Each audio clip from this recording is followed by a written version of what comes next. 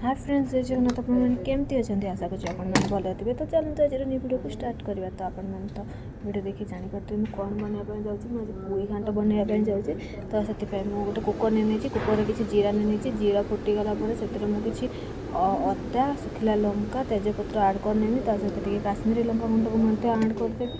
सहित काटिकी रखी परिवा डाली आ लुण हलदी ताकू आड करनेबी। दुईटा सीटी मारदेमी। तो सीटी मारीगला सहित मु टमाटो आछि काटी रखी शाग को आड करदेवी। तो भल भाव सीटी हो गला। तो देखा तो मुझे कड़े नहीं कड़े किसी तेल नहीं तेल गरम होगा पंच फुटण आड करदे। पंच फुटण फुटीगला मुझे पियाज आड करनेमी।